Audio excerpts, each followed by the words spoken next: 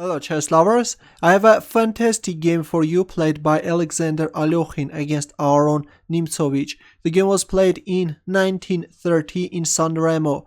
Alekhine started with e4 and e6 by Nimzowitsch, French defense, d4, d5, knight c3, bishop b4, Nimzowitsch goes for Winawer variation, e5, c5 and bishop d2. White is getting rid of this pin and now the knight is eyeing on b5 square in order to jump to d6 square. Actually this is a very tricky line and can cause black a lot of problems. Knight e7, knight b5, bishop takes d2, queen takes d2, and once the dark square bishops are exchanged, this d6 square is becoming vulnerable. Black castles c3 and a dubious decision by Nimzowitsch b6. Usually black is playing b6 in order to exchange this French bishop.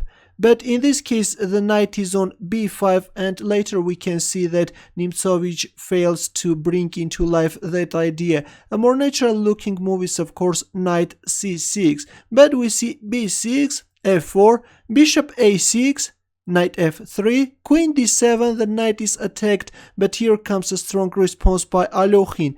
a4, there is just no way to kick away this knight from b5 square. Knight c6, now comes b4, starting an advancement on the queen side. c takes b4, c takes b4, bishop b7, and the knight jumps to d6 square, just a perfect outpost for the knight. f5, well, a better move was a5, stopping white pawns, but instead after f5 Alekhine is pushing the a pawn. Knight c8, trying to get rid of this knight, and Alekhine captures on b7. Queen takes b7, a6, queen f7.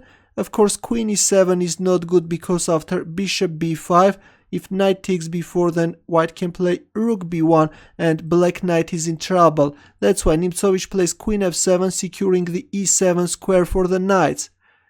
Bishop b5, knight e7, white castles, h6, rook c1. Now white rooks are going to occupy the c file. Rook c8, rook c2, queen e8. Now we have this dangerous pin. Rook c1, of course playing rook a3 and then bringing the rook to c3 and then queen c1. This is faster, but Alekhine had different ideas. He played rook c1, rook b8, queen e3, rook c7, rook c3, queen d7, rook c2, opening up the c1 square for the queen. King f8, this king is coming to protect black pieces.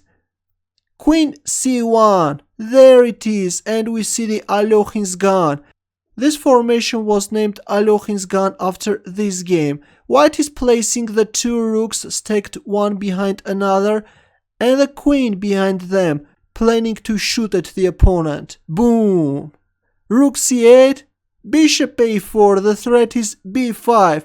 Nimzowitsch played b5, giving up a pawn in order to win a tempo and bring the king to d8 square. Bishop takes b5, king e8, bishop a4, king d8.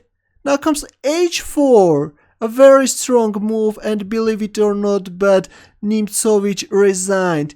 Previously I have already showed you a game where Nimzowitsch is putting his opponent in a position of zugzwang where the board is just full of pieces, but in this case we can see that Nimzowitsch is in zugzwang. The thing is that now all black can do is to move his pawns. For example, if g6 then g3, if h5 then here comes this sexy king g2 move and black is losing.